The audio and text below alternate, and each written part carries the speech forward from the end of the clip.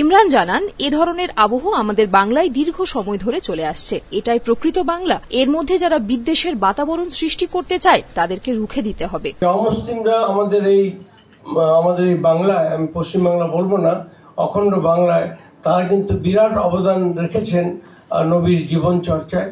গিরিশচন্দ্র সেনের কথা আপনারা জানেন, তিনি পবিত্র কোরআন বাংলায় প্রথম এক খণ্ডে তিনি বের করেন। আরও অনেকে করেছেন কোরআন অনুবাদ, কিন্তু তারা এক খণ্ডে করতে পারেনি, ভাগ ভাগ করে করেছেন।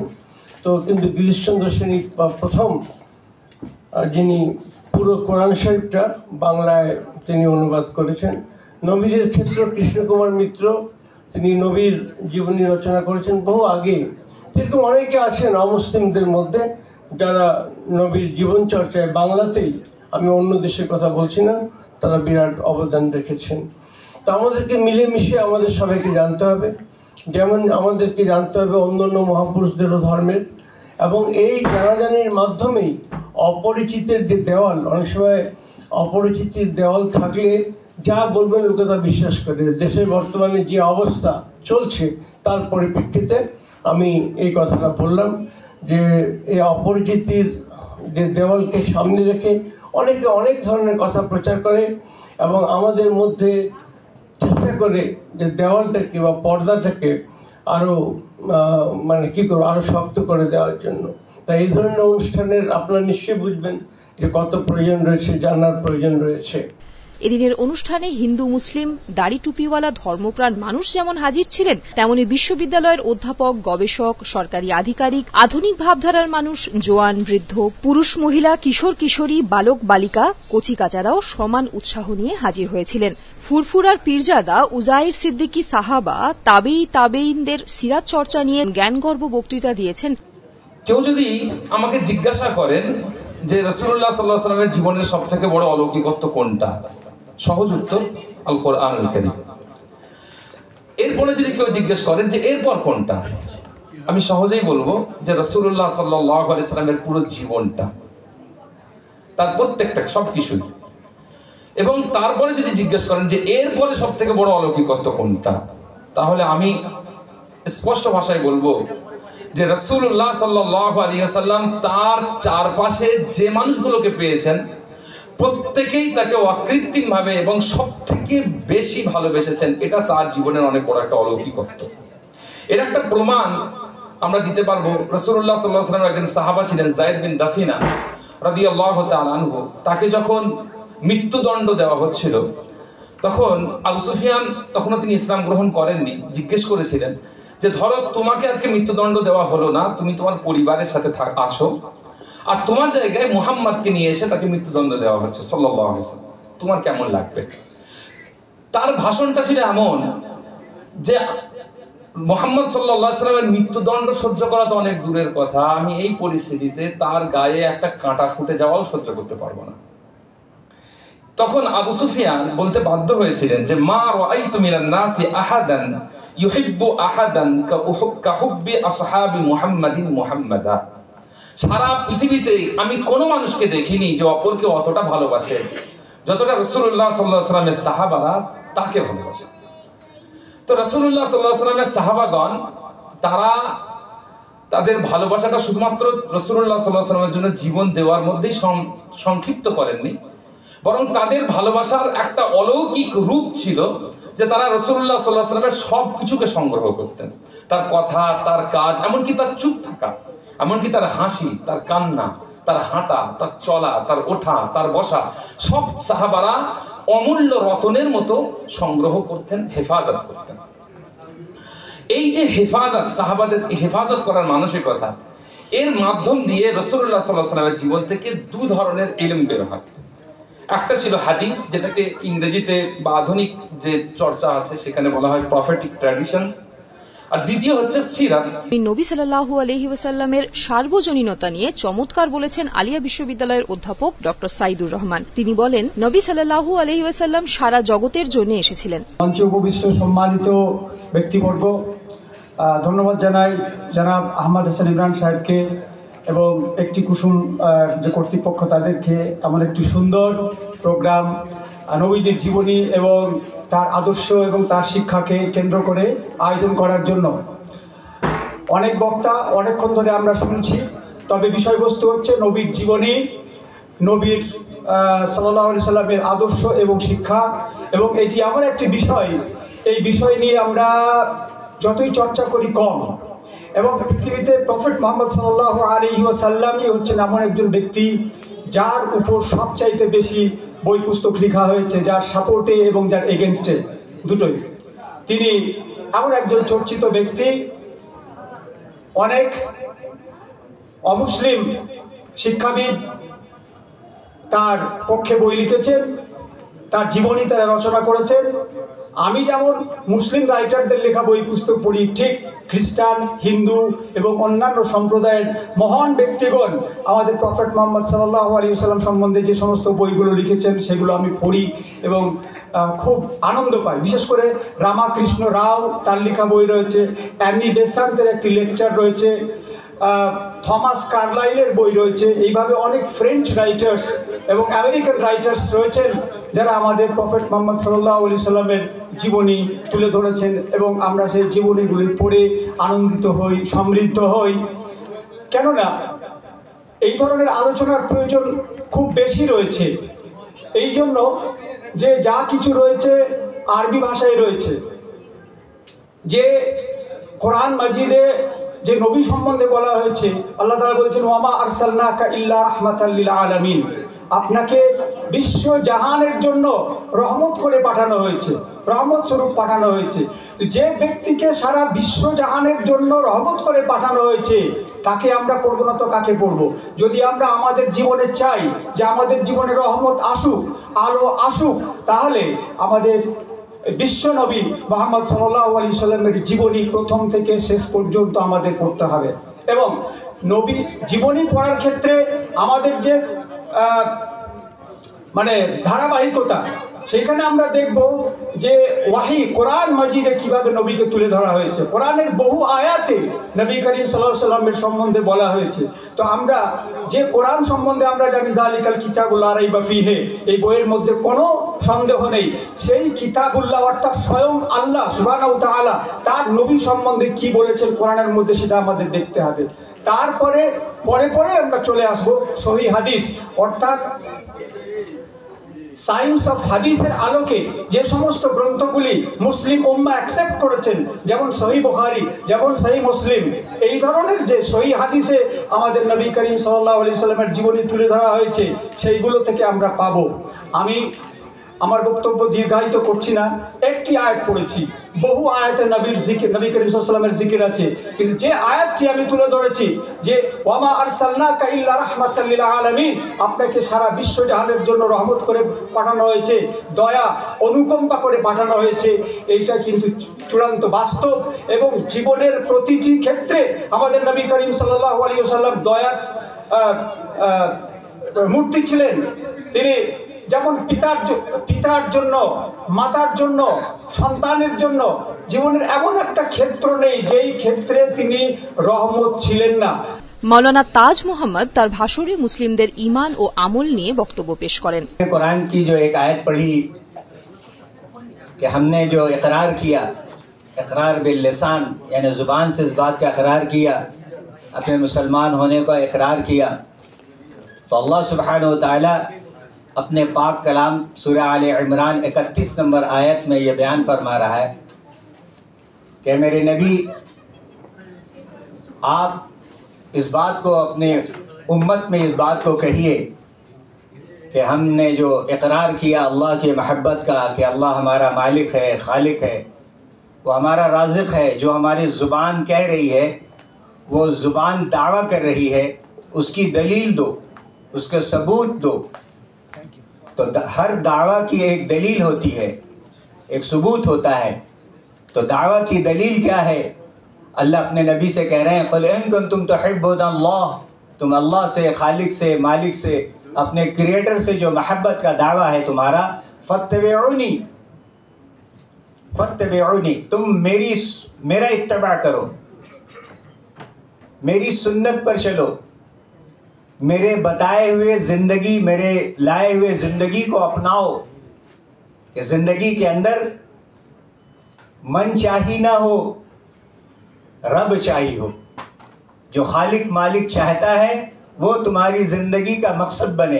हर कलमे वाले मर्द और औरत के ज़िंदगी का मकसद वो मोहम्मद मुस्तफ़ा सल्लल्लाहु अलैहि वसल्लम वाली वो लाई हुई प्यारी ज़िंदगी, नूरानी ज़िंदगी है।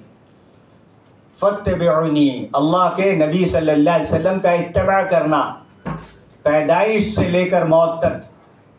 अल्लाह के नबी सल्लल्लाहु अलैहि वसल्लम की पूरी ज़िंदगी 3 हिस्से में उलमा कराम ने उसको डिवाइड किया, तकसीम किया मेरे आपके अमल करने के आसानी के लिए। सबसे पहला मकसद आदम अला नबी अलैहिस्सलाम से लेकर आखिरी नबी मोहम्मद मुस्तफ़ा सल्लल्लाहु अलैहि वसल्लम तक एक मकसद है कि कैसे बनी नौ आदम यानी आदम की औलाद जहन्नम से बचकर जन्नत पहुंच जाए। প্রাবন্ধিক জাহিরুল হাসান বলেন, মুসলিমরা তাদের অতীত গৌরবের কথা ভুলে গিয়েছে। এর কারণ তারা জ্ঞান অন্বেষণের গুরুত্বটাই মনে রাখেনি। এদিন প্রকাশিত হয় জাহিরুল হাসানের নতুন বই পড়ে পাওয়া 16 আনা। জাহিরুল আরও জানান, সমাজের অগ্রণী মানুষদের আমরা ঘুমিয়ে পড়তে দেখছি। পশ্চাৎপদ অংশের এটাই সুযোগ আরো বেশি বই পড়ে এগিয়ে যাবার। লিখতে লিখতে, এটা কলমের জন্যই, ওই কলাম লিখতে লিখতে আমার চোখ বদলে যাচ্ছে। আমি একদম অনেকগুলো কথা আজকাল আর ব্যবহার করি না, জাতি শব্দ আর ব্যবহার করি না। রেসিজম কারা এনেছে? রেসিজম ওরা এনেছে। ওহো, ককেশিয়ান, নেগ্রিটো, একই কথা। আমি একটা জিনিস বুঝেছি যে বিশ্ব এক, মানব এক। 70,000 বছর আগে আফ্রিকা থেকে, মধ্য আফ্রিকা থেকে মাত্র 500 মানুষ বেরিয়ে পড়েছিল সারা পৃথিবীতে ভ্রমণে। আমরা তাদেরই বংশধর। আদম আলাইহিস সালাম হতে পারেন হয়তো, কিন্তু তারপর যে আফ্রিকা থেকে আধুনিক মানুষ আমি যাকে বলছি হোমো সেপিয়ান্স, সেখানে আফ্রিকা থেকেই তারা বেরিয়েছিল, তারা ছড়িয়ে পড়েছিল। তো একই মানুষ তো। আমার বইয়ে আমি এসব কথাগুলো বলার চেষ্টা করেছি। আপনাদের কাছে বলতে পেরে আমার খুব ভালো লাগছে, আর আমার লোভ হচ্ছে।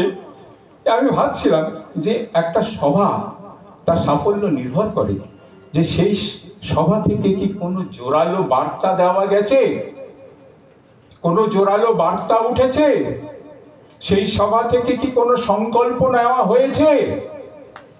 ডক্টর ফারুকি, একজন প্রবীণ উদ্ভিদ বিজ্ঞানী, তিনি বলেছেন মিলাদুন নবীর মওকাতে আমাদের এই কথাটা খুব জোরের সঙ্গে বলা উচিত যে হযরত মুহাম্মদ তিনি জ্ঞান চর্চা ও শিক্ষা বিস্তারের উপর জোর দিয়েছিলেন। এইটার উপর খুব জোর দিও। হাদিসে অনেকে বলেছেন এবং আজকে কলমে বেরিয়েছে এটা একটা প্রবন্ধ, তাতে অনেক কথা আছে যে জাইফ হাদিস, আবার হাসিন হাদিস, এসব কথা অনেকগুলো আছে। ওই চীনে যাওয়ার ব্যাপারে বলা হয় জাইফ হাদিস, কিন্তু হাদিসে জ্ঞান বিস্তারের কথা, জ্ঞান চর্চার কথা অনেক আছে। এই জ্ঞান চর্চার কথাগুলো আছে এবং অনেকে বলেন যে এই জ্ঞান মানে কি? এই জ্ঞান মানে দ্বীনি ইলম না দুনিয়াই ইলম। অনেকেই বলেন যে দ্বীনি ইলমের কথাই তিনি বলেছেন। কিন্তু আমি একটা জিনিস খালি বলি যে একটা নবী সাল্লাল্লাহু আলাইহি ওয়াসাল্লাম তার সিফাত আমরা কি দিয়ে বুঝবো? একটা গাছকে কি দিয়ে বুঝি? তার ফল দিয়ে বুঝি। তার ফল কি? এই আরব সভ্যতা, আব্বাসীরা, তার আগে উমাইয়ারা, স্পেনে উমাইয়ার বংশধররা, তারা যে সভ্যতা বিস্তার করেছিল, এটাই তো সেই গাছের ফল। একটা জিনিস মনে রাখবেন, নবী সাল্লাল্লাহু আলাইহি ওয়াসাল্লাম তাকে সবচেয়ে ভালো কারা বুঝতেন? সাহাবীরা বুঝতেন। তারপরে কারা বুঝতেন? যারা তার কাছ দূরত্বে, তার কাছে। আমরা বেশি ভালো বুঝবো নাকি আব্বাসীরা, স্পেনে যারা ছিলেন তারা কি করেছে? তারা শুধু জানতে চেয়েছে, শুধু জ্ঞান ও তৃষ্ণা, একটা অনিঃশেষ জ্ঞান ও তৃষ্ণা, এই সংকল্পের কথা আমি বলছি। আজকে হযরত মুহাম্মদ নবী সাল্লাল্লাহু আলাইহি ওয়াসাল্লামের নামে আমরা কি এই সংকল্প নিতে পারি না? আমরা কি এটা নিতে পারি না যে আব্বাসীর সময় থেকে, উমাইয়ার সময় থেকে যে জ্ঞান বিস্তার, যে জ্ঞান চর্চা, যে জ্ঞান অন্বেষণ যেটা হারিয়ে গিয়েছে, আজ আমরা অভাগা, আমরা হতভাগ্য, আমরা ভুলে গেছি।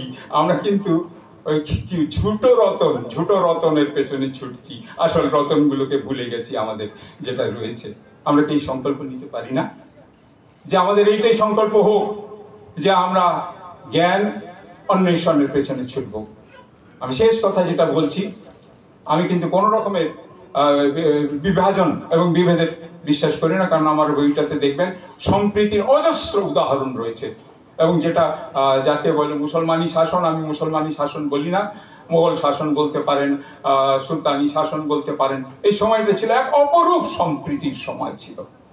সুতরাং আমি কোনো বিভেদ করছি না। তবু আমি একটা কথা বলছি যে বাঙালি যেটা এগিয়ে যাওয়া অংশ যারা, তারা আজকে, আমি দুর্ভাগ্যের কথা, তারা বই পড়া বন্ধ করে দিয়েছে।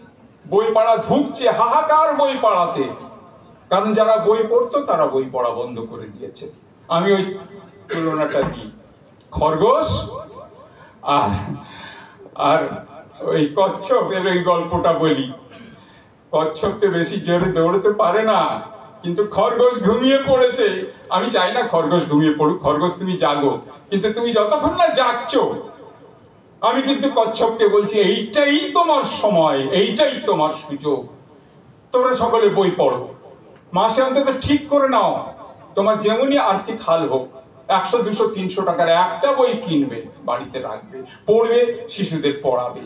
খরগোশ, এটাই তোমার সময়, তোমাকে এগিয়ে যেতে হবে। যে দূরত্ব ছিল সেই দূরত্বকে যদি তোমরা কমাতে পারো, তার লাভটা কার হবে? গোটা বাঙালি জাতির হবে। এই সংকল্পটা আপনারা নিন। এবং কার নামে? হযরত মুহাম্মদ সাল্লাল্লাহু আলাইহি ওয়াসাল্লামের পবিত্র নামে আজকে আমরা এই সংকল্পটি নিতে পারি নাকি? আমি আরম্ভ করব পবিত্র কোরআনের একটি আয়াত দিয়ে, সূরা আম্বিয়া, যেখানে আল্লাহ তাআলা বলছেন যে ওয়ামা আরসালনাকা ইল্লা রাহমাতাল লিল আলামিন, ও Muhammad, you have been sent not but as a mercy to the alamin, mankind, jinn and all that exists. বিশ্বনবী মুহাম্মদ সাল্লাল্লাহু আলাইহি সাল্লামকে পরম করুণাময় আল্লাহ তাআলা প্রেরণ করেছিলেন সমগ্র মানব জাতির পথ প্রদর্শক, সতর্ককারী এবং সুসংবাদদাতা হিসাবে। তার আগমনে তিনি এনেছিলেন পবিত্র ইসলাম, যেখানে, যার পূর্বে আমি একজন নারী হয়ে বলবো যে নারীর সম্মান, নারীর সম্ভ্রম বলে কিছুই ছিল না। আরব দেশে জীবন্ত কন্যা শিশুকে প্রথিত করা একটি অতি প্রচলিত প্রথা ছিল। সেখানে সেই অন্ধকার যুগে মহানবী সাল্লাল্লাহু আলাইহি সাল্লামের আবির্ভাব ঘটার পরে তিনি সর্বপ্রথম মহিলাদের, নারীদের তার পূর্ণ মানবিক অধিকার দান করেন, যার মধ্যে ছিল উত্তরাধিকার অধিকার। বিশ্বনবী মুহাম্মদ সাল্লাল্লাহু আলাইহি সাল্লামের প্রভাব মানব জাতির ওপরে কতটা তা আমরা একটু অনুমান করতে পারি যে একজন গ্যার মুসলিম, একজন খ্রিস্টান, মাইকেল হার্ট সাহেব, একজন আমেরিকান অথর এবং অ্যাস্ট্রোফিজিসিস্ট, তিনি তার বিখ্যাত বই the 100 ranking of the most influential persons in history, সেই বইয়ে তিনি ঈসা আলাইহিস সালামকে প্রথম স্থান না দিয়ে তিনি মুহাম্মদ সাল্লাল্লাহু আলাইহি সাল্লামকে প্রথম স্থান দিয়েছেন। এবং তার কারণ ব্যাখ্যা করে তিনি বলেছেন যে he was the only man in history who was supremely successful on both the religious and secular levels. তাই এই বিশ্বনবী আসার পরে মহিলাদের কথা আমি একটু করে বেশি করে বলতে চাই যে তিনি সর্বধর্মের মানুষের সঙ্গে, জাতি, ধর্ম, বর্ণ নির্বিশেষে সকলের সঙ্গে উত্তম এবং ন্যায়সঙ্গত আচরণ করতেন, কিন্তু মহিলাদের সঙ্গে তিনি বিশেষ করে অত্যন্ত ভালো, উত্তম আচরণ করতেন এবং সেই বিষয়ে তিনি সকলকে সতর্ক করে গেছেন।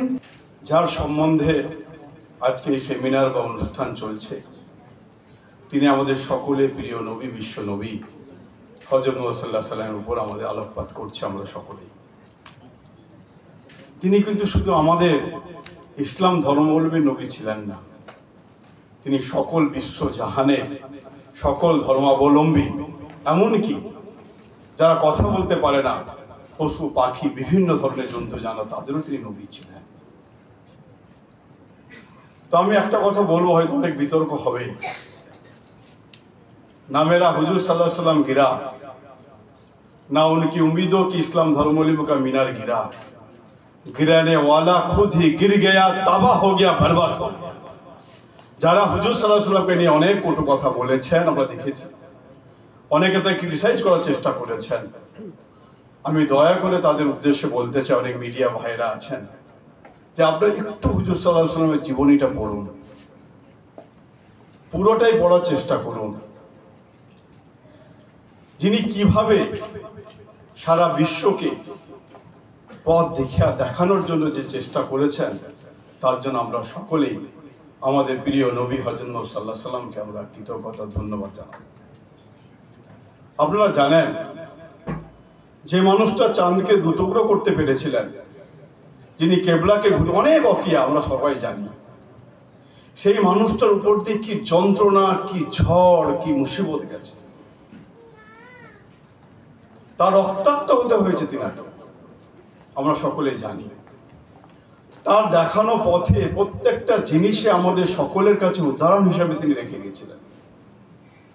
আমরা একটুতে অধৈর্য হয়ে যাই, ঝগড়া করি, মারামারি করি, হিংসা করি, খারাপ কাজে লিপ্ত হই।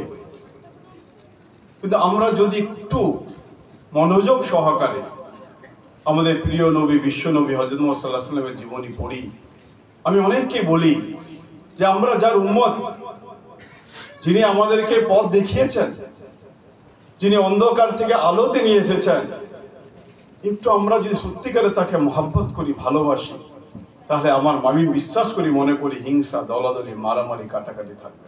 আল্লাহ নবীর দিবস যে পালন হচ্ছে, আল্লাহ নবীকে পাঠিয়েছিলেন এমন একটা সময়, তখন আরব সমগ্র পৃথিবীতে অন্ধকার, অরাজকতা, সামাজিক অর্থনৈতিক পরিকাঠামো একেবারে তলানিতে।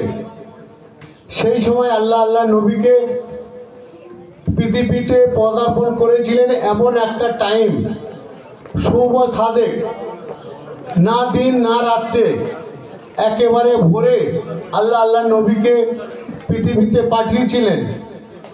তো যাই হোক, তৎকালীন সম্ভ্রান্ত ফ্যামিলি, কুরাইশ বংশ, মা